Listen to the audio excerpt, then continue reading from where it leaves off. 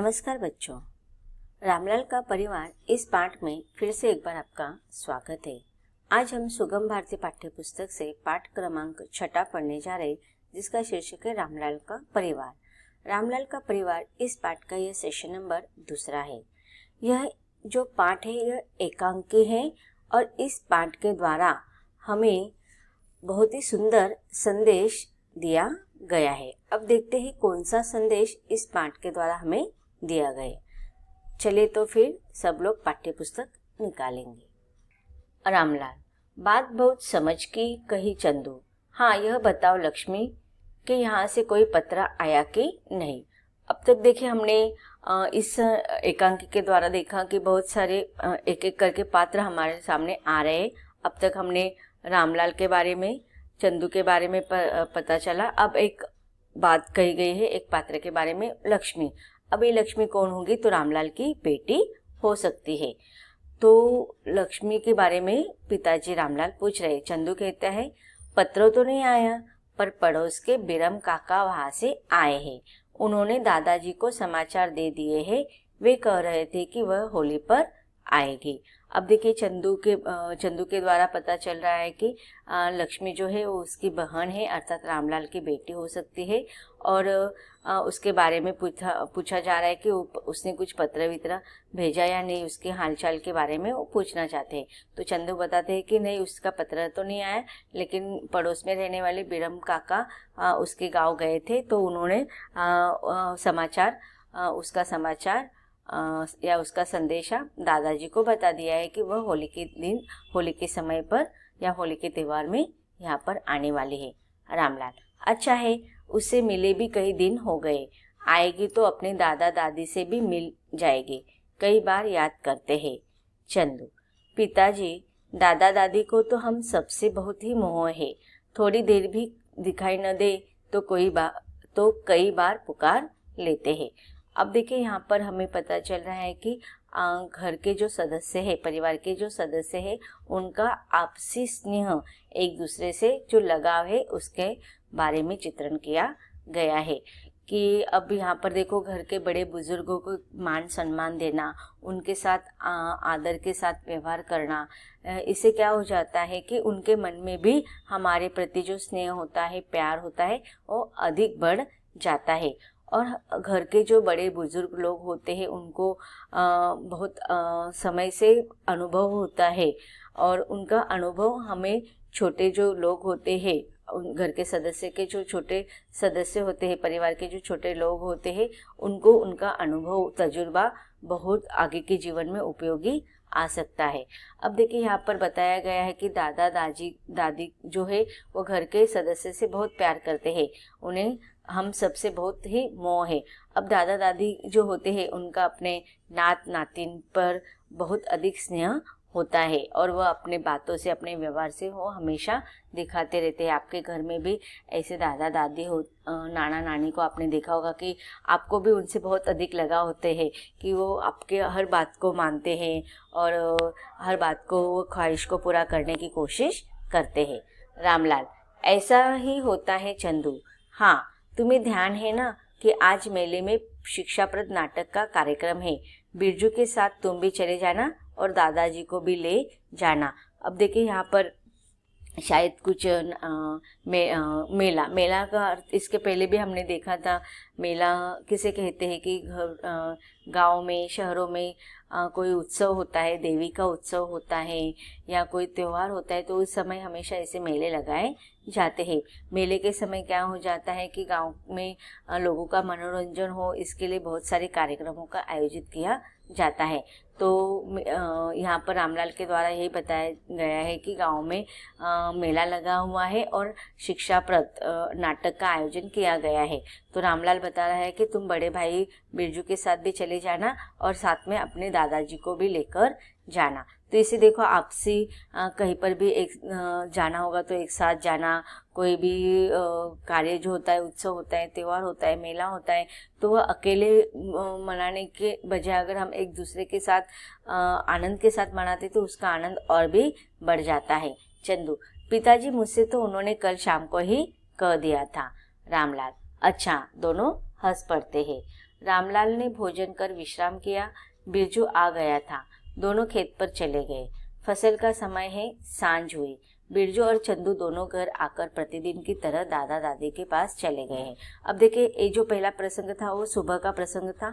अब अगला प्रसंग थोड़ा बात का समय का है। अब यहाँ पर देखो, रामलाल ने भोजन कर लिया है और आराम कर रहा था, और बिरजू भी खेतों में से आ गया था। दोनों खेतों पर चले गए थे। जब पहला प्रसंग हमने देखा था तो सुबह चंदू, रामलाल और बिरजू के बीच में जो बातचीत हो रही थी वो सुबह का था। उसके बाद दोपहर में रामलाल और बिरजू खेत में चले गए होंगे। खेत में कुछ काम करके वो घर पर आ गए होंगे। रामलाल भोजन करने के बाद आराम कर रहा था, और फिर बिरजू काम बाद में आया होगा। फिर यहाँ पर लिखा गया कि फसल का समय है। अब देखिए, हम देखते हैं कि किसान लोग जो होते हैं साल के 12 महीने भी वो काम करते रहते हैं, क्योंकि खेतों में बहुत सारा काम होता है। अब यहाँ पर जो प्रसंग बताया गया है कि फसल आ चुके हैं, और जब खेतों में फसल आ जाते हैं तो उससे जो किसान लोग होते हैं उनके काम बहुत अधिक बढ़ जाता है। तो यहाँ पर वो वर्णन किया गया है। अब सांझ हुई। सांझ मतलब शाम का समय हुआ है, संध्या का समय हुआ है। सांझ का समानार्थी शब्द होगा संध्या। तो संध्या का समय हो गया है, और बिरजू जो खेत में काम करने गया था वो अब घर शाम के समय, संध्या के समय वो लौट आया है। लेकिन आते समय वो अकेला नहीं आया, अपने छोटे भाई चंदू के साथ आ गए हैं। बिरजू और चंदू दोनों घर आकर प्रतिदिन की तरह, प्रतिदिन मतलब हर रोज, वो क्या करते हैं, जैसे ही शाम पर घर पर आते हैं खेतों का काम करके, या चंदू जो है वो दुकान संभालने का काम कर रहा है, तो वह दुकान से जब वो लौटकर शाम को घर आता है तो दोनों नित्य क्रम होता है उनका, हर रोज का काम होता है कि जैसे वो काम से आते हैं तो वो पहले किससे मिलने चले जाते हैं, अपने घर में जो बड़े बुजुर्ग हैं, दादा दादी, तो उनसे मिलने के लिए जाते हैं। तो दिन भर उन्होंने क्या क्या किया। तो अब देखिए यहाँ पर क्या होता है कि अगर हम हमारा दिन में से कुछ समय हमारे घर के बड़े बुजुर्ग लोगों को, बूढ़े लोगों को देंगे तो इससे क्या हो जाता है, वो अपने बुढ़ापे को एंजॉय करते हैं। जैसे कि बहुत सारे लोग होते हैं कि अपने वृद्ध अवस्था में परेशान होते हैं अपने बीमारियों से, या उनकी थकान, शरीर साथ नहीं देता है, थक जाते हैं। तो लेकिन घर के बुजुर्ग लोगों के साथ अगर घर के परिवार के सदस्य समय देते हैं, उनके हालचाल पूछते हैं, उनको दिन भर का सारा लेखा जोखा बता देते हो, तो घर का माहौल जो होता है वो बहुत ही प्रसन्नदायक होता है। तो यहाँ पर यही बात बताई गई है। दादा: बिरजू बेटा, आज पास के मकान में झगड़ा हो रहा था, क्या बात थी?